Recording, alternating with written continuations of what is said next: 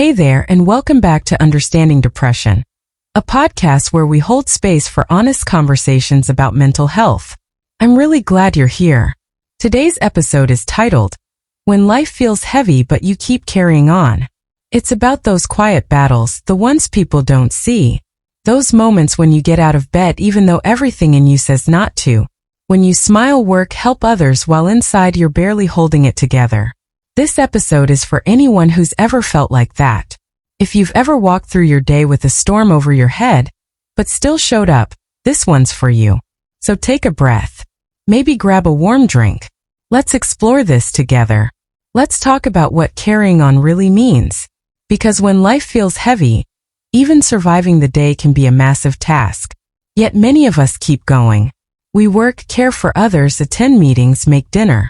On the outside it looks fine. Inside, a different story. This is often called high-functioning depression or smiling depression. You're coping, productive, even social. But the truth is you're surviving, not thriving. It's invisible.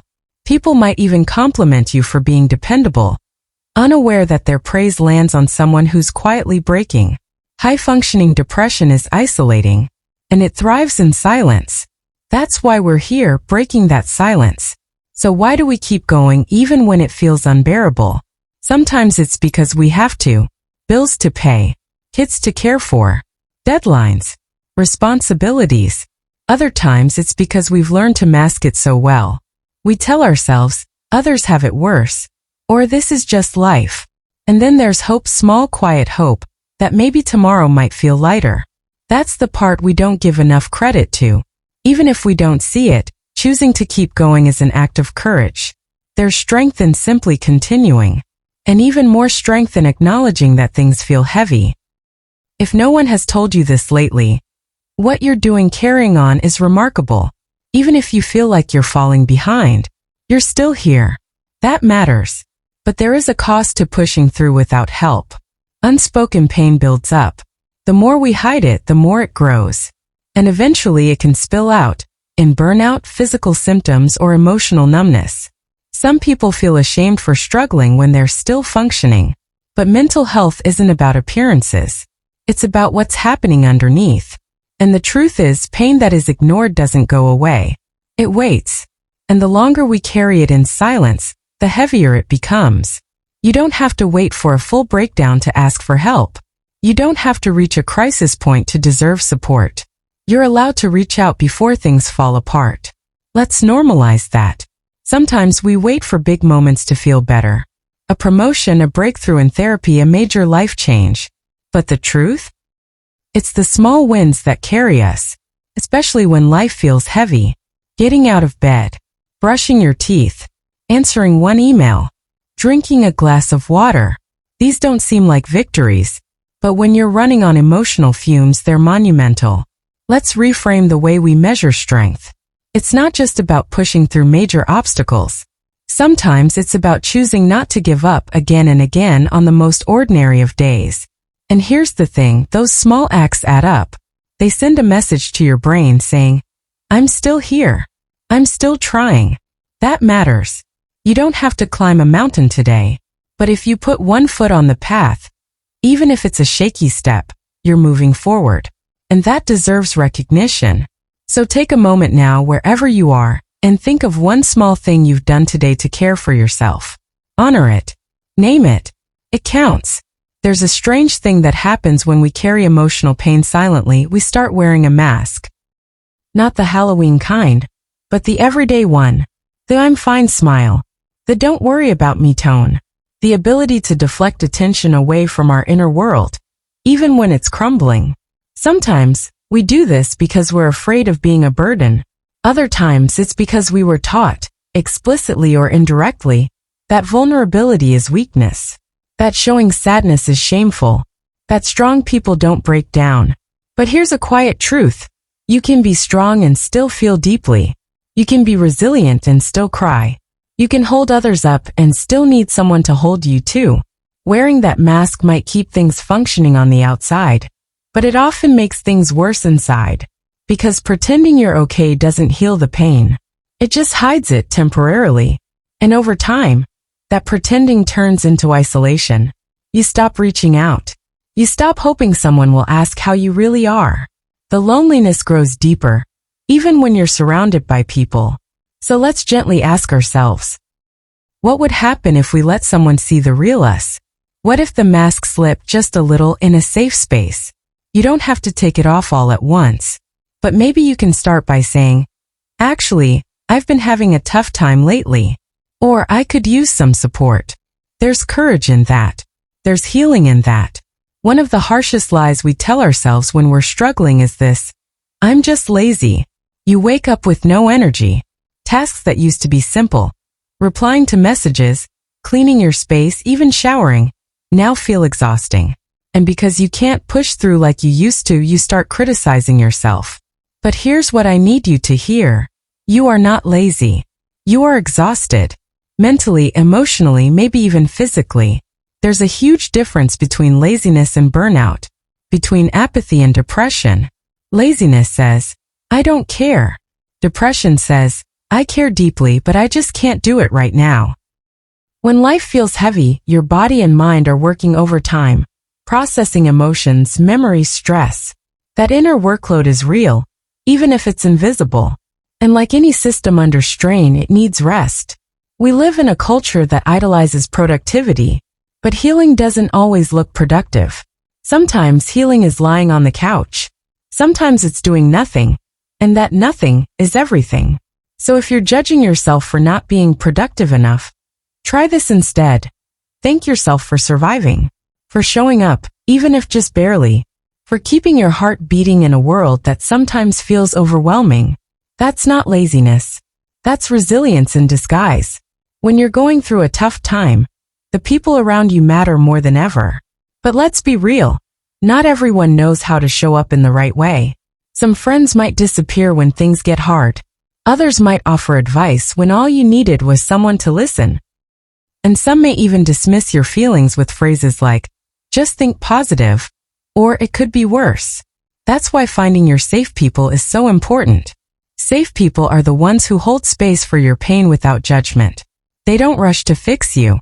They sit beside you and say, I'm here. I'm not going anywhere. They don't need you to be cheerful or strong to love you. And if you don't have those people yet, it's okay. It doesn't mean you're unworthy. Sometimes you have to actively seek them. Maybe through a support group, a therapist, an online community, or that one quiet person in your life who always seems to understand. Connection is a lifeline. You don't have to go through this alone. Even if you've been let down before, there are still kind, caring humans out there, many of whom have walked their own heavy roads. And when you find those people, let yourself lean a little. You don't have to carry the full weight alone anymore. There's a persistent myth that asking for help means you're weak, that strong people figure it out on their own, that resilience is silent and solitary. But here's the truth. It takes far more courage to say, I need help, than to pretend everything's okay.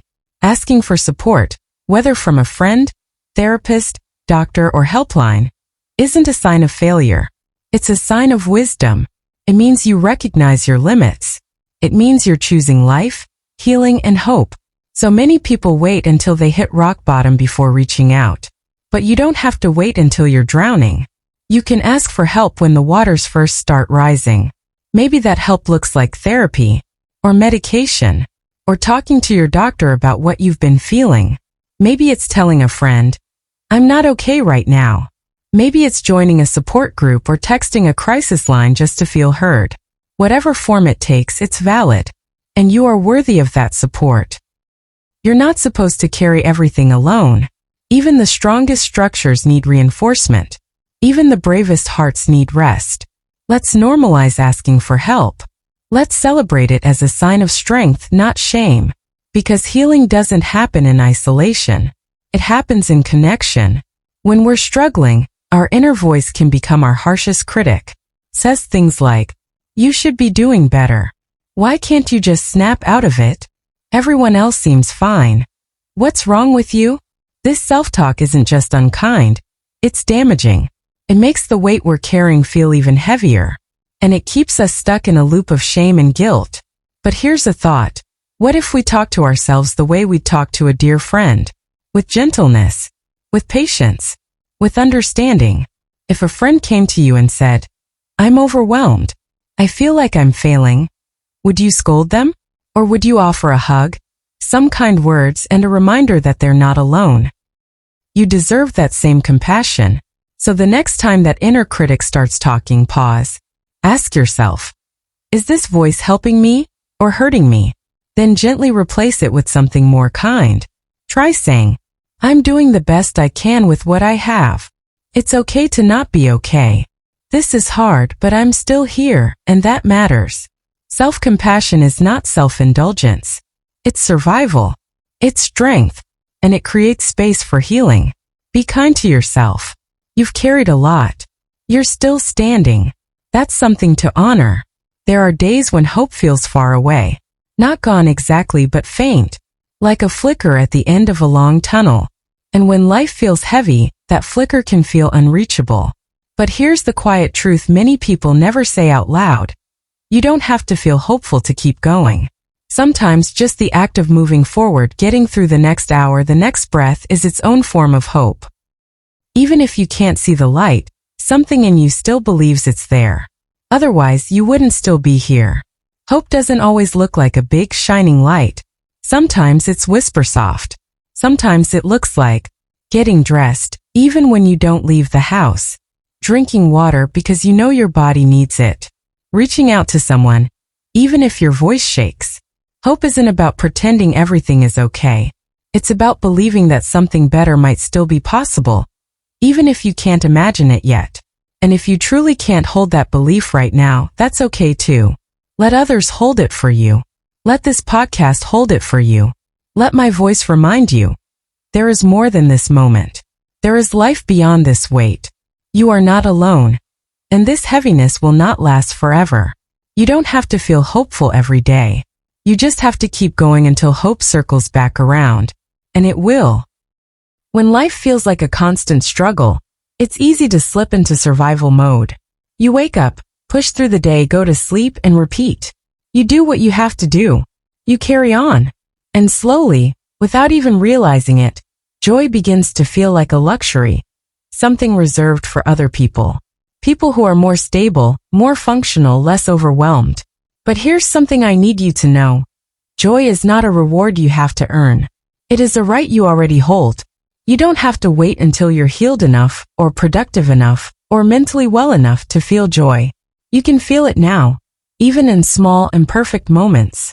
A breeze through your window, a laugh you didn't expect, a favorite song that brings a flicker of warmth, a moment of stillness where your thoughts soften. These are not frivolous. These are survival tools too. Joy doesn't erase pain, but it can sit beside it. It reminds you that there's more to life than struggle. That even when things are hard, beauty still exists. And that you are allowed, no, invited, to feel it. Let yourself feel joy without guilt. Let yourself smile without explaining why. Let yourself hope without needing permission. You are not here just to survive. You are here to live. And joy is part of that. If you've made it to this point, I want to thank you from the bottom of my heart for staying with me. I know these conversations aren't always easy. They can stir things up. They can make you reflect on parts of yourself you usually hide away. But that reflection, that awareness, that's where healing begins. So if life feels heavy right now, here's what I want to leave you with. You are not broken. You are not weak. You are not alone. You are someone who keeps going. Even when you're tired, even when it's hard, even when no one sees the weight you carry. That's not something to be ashamed of. That's something to be deeply proud of. But also, you don't have to carry it all by yourself. There are people out there who care. Professionals who want to help. Communities that understand. Friends you haven't even met yet who can walk with you through the darkness. And this space, this podcast, is here to remind you that your feelings are valid, your pain matters, and your story isn't over. If today is hard, please stay. If tomorrow is hard too, stay again. Keep showing up for yourself. Not because you have to, but because you deserve to see what's waiting for you on the other side of this heaviness. And if you found this episode helpful, please take a moment to like, comment, subscribe, and share. You never know who might need to hear this today. Let's keep building spaces where honesty and healing can coexist. And remember, this YouTube video is intended for informational and educational purposes only.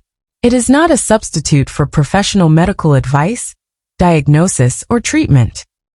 Always consult with a qualified mental health expert for personalized support.